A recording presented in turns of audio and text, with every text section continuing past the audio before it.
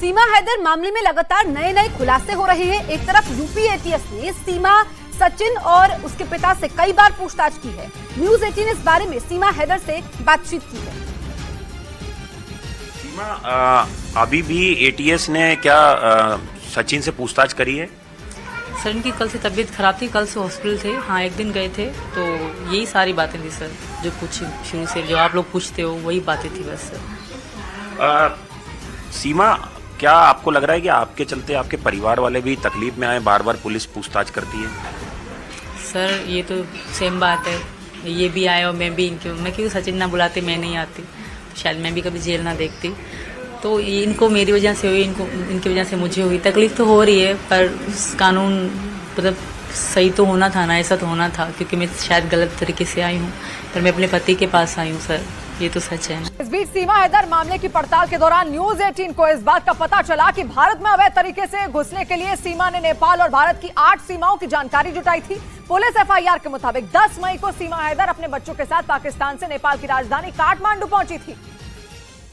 और पुलिस सूत्रों का दावा है कि 13 मई को सीमा हैदर नेपाल से उत्तर प्रदेश के सिद्धार्थनगर बॉर्डर से भारत में दाखिल हुई थी। और जब न्यूज 18 की टीम ने सीमा के नेपाल के भारत में आने की पड़ताल शुरू की, तो हैरान कर देने वाली जानकारी सामने आई। उससे पहले उसने तकरीबन 8 बॉर्डर की ऐसी जानकारी जुटाई थी जिसके जरिए वो पता लगा सके कि वो किस रास्ते से भारत में दाखिल होगी। सीमा ने जिन 8 बॉर्डर की जानकारी जुटाई थी, उनमें उत्तर प्रदेश के महाराजगंज का सोनौली और सिद्धार्थनगर का साका बॉर्डर के साथ उत्तराखंड के चंपावत जिले का बनबसा बॉर्डर शामिल है। इसी तरह बिहार के मोतिहारी जिले का रक्सौल, सीतामढ़ी बॉर्डर और अररिया जिले का जोगबनी बॉर्डर भी है। इसके अलावा पश्चिम बंगाल के दार्जिलिंग का काकर भिट्टा बॉर्डर और सिलीगुड़ी बॉर्डर की भी उन्होंने जानकारी जुटाई थी। उधर पुलिस सूत्रों के मुताबिक पाकिस्तान की रहने वाली सीमा हैदर को भारत से डिपोर्ट किया जा सकता है, यानी उन्हें पाकिस्तान वापस भेजा जा सकता है। और ऐसा इसलिए क्योंकि वो अवैध तरीके से भारत में दाखिल हुई। क्योंकि यूपी एटीएस की जांच के दौरान ये बात सामने आई कि सीमा हैदर ने भारत आने के पहले 5 पासपोर्ट तो बनवाए, लेकिन उनके पास भारत में रहने का वीजा नहीं है। वो अपने 4 बच्चों के साथ पाकिस्तान से दुबई और फिर वहाँ से नेपाल होते हुए अवैध तरीके से भारत पहुँची। कानून मतलब सही तो होना था ना, ऐसा तो होना था, क्योंकि मैं शायद गलत तरीके से आई हूँ, पर मैं अपने पति के पास आई हूँ सर।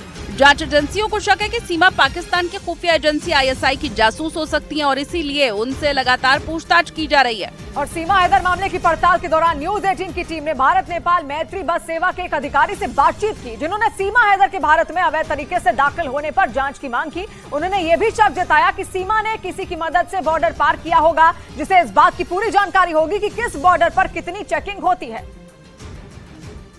क्योंकि मैत्री बस सेवा के जरिए नेपाल और भारत के अलावा किसी तीसरे देश का कोई नागरिक बिना वीजा के दाखिल नहीं हो सकता, लेकिन इसके बावजूद सीमा भारत में दाखिल हो गई। मामले की पड़ताल के लिए न्यूज 18 की टीम नेपाल के पोखरा पहुंची, जहां उन्होंने भारत नेपाल मैत्री बस सेवा के अधिकारी टीका राम से बातचीत की।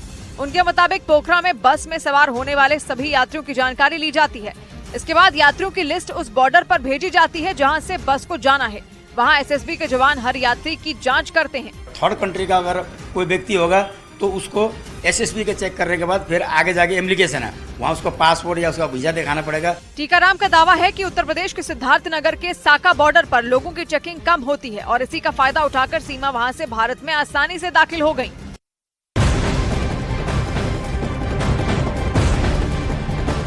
अभी तक सीमा हैदर के खिलाफ यूपी एटीएस को ऐसा कोई सबूत नहीं मिला कि सीमा हैदर खुफिया एजेंसी ISI की एजेंट है। हालांकि इस बात का शक तब और गहरा जाता है जब सीमा हैदर पाकिस्तान की बुराई नहीं करती। पाकिस्तान में बहुत सारे लोग आपको बुरा भला बोल रहे हैं, हिंदुस्तान में भी बहुत सारे लोग आपके बारे में मीम्स बना रहे हैं, ट्विटर पे बहुत सारी पोस्ट हो रही हैं। आपको सुन के कैसा लगता है? बुरा लगता है? हिंदुस्तान में फिर भी आपको बहुत प्यार मिल रहा है। सर, पाकिस्तान के लोग कह रहे हैं कि तुम पाकिस्तान के बारे में, मैं पाकिस्तान के बारे में एक शब्द भी गलत नहीं कहा होगा। जिस कबीले से, जहाँ से मैं हूँ, सिंध और बलोच कबीले से, मैं उन्हीं औरतों की बात करती हूँ। मैं ये बात नहीं कहती कि पाकिस्तान गंदा है, पाकिस्तान में ऐसा है, पाकिस्तान में वैसा। मैं पाकिस्तान की कभी बुराई नहीं करी। जो शहर की लड़कियां हैं वो बहुत खुश हैं, अच्छे से रहती हैं। मैं अपने गांव की बताती हूँ, जहाँ मेरी शादी हुई, मैं उस गांव का बताती हूँ। सर, पाकिस्तानियों को मैं रिक्वेस्ट करूँगी कि मुझे इस तरह बिला वजह ना कहें। मैं मोहब्बत में आई हूँ, मैं वहाँ खुश नहीं थी तो मैं आ गई। खामखा के मुझे इस तरह गलत बातें, मैं भी यूट्यूब चला रही थी ना, वहाँ पे तो देख रही थी किसी के फोन में, तभी वो यही कह रहे थे कि सीमा पाकिस्तान के बारे में से क्यों कह रही है, सीमा पाकिस्तान के बारे में से क्यों कह रही है। तो ऐसा कुछ भी नहीं है सर, मैं पाकिस्तान को कुछ गलत नहीं कह रही। मैं ऐसी नहीं हूँ कि मैं उस देश छोड़ा उसके बारे में गलत बोलूँगी। हाँ, जो गलत होता था औरतों के साथ वो मैं बोलती हूँ।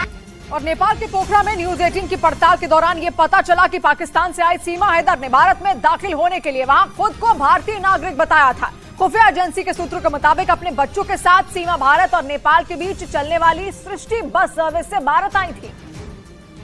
और न्यूज 18 की पड़ताल में ये बात पता चली कि बस पकड़ने के लिए सीमा हैदर 12 मई को नेपाल की राजधानी काठमांडू से पोखरा पहुंची थी। लेकिन आरोप है कि बस में बैठने से पहले उन्होंने सृष्टि बस सर्विस को अपनी गलत जानकारी दी थी। बस के स्टाफ के मुताबिक सीमा ने खुद को भारत का नागरिक बताया था। हमने पूछा आपके पास इंडियन आईडी है, उन्होंने बोला हाँ इंडियन आईडी और बैठ गई, चली गई। मतलब झूठ बोल गई? झूठ बोली, क्या बोली वो हमें तो मालूम नहीं है। जिस बस में सीमा सवार हुई थी वो नेपाल के पोखरा से उत्तर प्रदेश के सिद्धार्थनगर से भारत नेपाल बॉर्डर पार करके लखनऊ आगरा होते हुए दिल्ली पहुंची थी। न्यूज 18 की पड़ताल में ये भी पता चला कि बस में उन्होंने 4 सीटें बुक करवाई थी और बस पर चढ़ने के दौरान उन्होंने 12,000 रुपए दिए थे। इस बीच पुलिस सूत्रों के हवाले से खबर है कि पाकिस्तान से आई सीमा हैदर से पूछताछ के समय जांच एजेंसियों को उनके जासूस होने का कोई सबूत नहीं मिला, जबकि शक ये जताया जा रहा था कि बच्चों के साथ भारत पहुंची सीमा हैदर पाकिस्तान की खुफिया एजेंसी ISI की एजेंट है। लेकिन यूपी एटीएस को अभी तक ऐसा कोई सबूत नहीं मिला कि सीमा हैदर खुफिया एजेंसी ISI की एजेंट है। हालांकि इस बात का शक तब और गहरा जाता है जब सीमा हैदर पाकिस्तान की बुराई नहीं करती। मैं ये बात नहीं कहती कि पाकिस्तान गंदा है, पाकिस्तान में ऐसा है, पाकिस्तान में वैसा। मैं पाकिस्तान की कभी बुराई नहीं करी। न्यूज 18 के सवाल पर सीमा हैदर ने बताया कि पाकिस्तान में हिंदू महिलाओं पर अत्याचार होते आए हैं। सर, वहाँ हिंदू महिलाओं पर अत्याचार चलते आए हैं, ऐसा नहीं कि अब हुए, अब दिखा रहे हैं। उधर सीमा हैदर को डर है कि अगर वो पाकिस्तान जाती हैं तो उनके साथ भी वहाँ बुरा बर्ताव किया जाएगा और भारत के खिलाफ बोलने पर जोर दिया जाएगा। और नेपाल में न्यूज 18 की पड़ताल के दौरान ये जानकारी भी सामने आई कि बॉर्डर पर होने वाली चेकिंग से बचने के लिए सीमा हैदर ने नेपाल की राजधानी काठमांडू की जगह पोखरा से भारत के लिए बस ली थी, जबकि नेपाल से भारत जाने के लिए काठमांडू से सीधी बस सर्विस मिलती है। लेकिन इसके बाद भी सीमा हैदर ने भारत में घुसने के लिए काठमांडू से बस नहीं ली। न्यूज 18 की पड़ताल में ये बात पता चली कि काठमांडू से सीधी बस सर्विस होने के बावजूद सीमा हैदर ने वहां से 210 किलोमीटर दूर पोखरा से भारत जाने वाली बस को चुना, जहां पहुंचने के लिए उन्हें करीब 8 घंटे का सफर तय करना पड़ा। खुफिया एजेंसियों के सूत्रों का कहना है कि सीमा को काठमांडू के बस पार्क स्टैंड से ही पोखरा आने के लिए कहा गया था। काठमांडू से उसने एक बस ली रात को और उस बस के सहारे वो जैसे तैसे पोखरा तक पहुंची। खुफिया एजेंसियों को शक है कि उन्हें इस बात की जानकारी थी कि अगर वो काठमांडू से बस लेती हैं, तो वो बॉर्डर पर पकड़ी जाएंगी। न्यूज 18 की पड़ताल में ये भी पता चला कि सृष्टि बस सर्विस की तरफ से व्हाट्सएप पर उन्हें लोकेशन भेजी गई थी।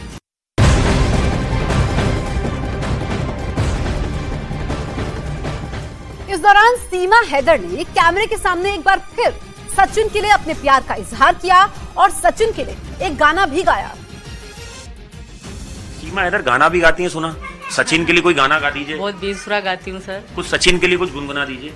सर बहुत बुरा गाती हूँ, तो आप मतलब फिर बहुत नहीं, सचिन तो आपसे इम्प्रेस हुआ हूँ ना, कुछ आपने सुनाया होगा सचिन को। मैंने गाना कभी नहीं सुना, ऐसे लिपसिंग करती थी, फिर भी थोड़ा सा गाऊंगी फिर बस। जी बताइए। गदर का ओ छोटा सा गाऊंगी, वो दूसरा गाऊंगी ना जो गाया 2-3 बार। प्यार हमारा अमर रहेगा, याद करेगा जहां, मैं मुमताज हूँ तेरे ख्वाबों की, तू मेरा शाह जहां। इस बीच सीमा हैदर मामले की जांच के दौरान यूपी एटीएस की टीम ने उत्तर प्रदेश के बुलंदशहर से पवन मीणा और पुष्पेंद्र मीणा नाम के 2 भाइयों को हिरासत में ले लिया। जन सेवा केंद्र चलाने वाले इन दोनों भाइयों पर सीमा हैदर का फर्जी आधार कार्ड बनाने का आरोप है, क्योंकि सूत्रों के मुताबिक पुलिस को सीमा के पास से 3 आधार कार्ड मिले थे। आरोप है कि आधार कार्ड बनवाने के लिए फर्जी दस्तावेज का इस्तेमाल किया गया। पुलिस की FIR के मुताबिक करीब 1.5 महीने तक सीमा हैदर अबूपुरा में सचिन के साथ किराए के मकान में रह रही थी। और सूत्र बताते हैं कि इस दौरान सचिन ने सीमा का फर्जी तरीके से बुलंदशहर के एक जनसेवा केंद्र से आधार कार्ड बनवाया था। आरोप है कि जनसेवा केंद्र चलाने वाले पुष्पेंद्र और पवन ने सचिन मीणा के आधार कार्ड और दूसरे दस्तावेजों में छेड़छाड़ की थी।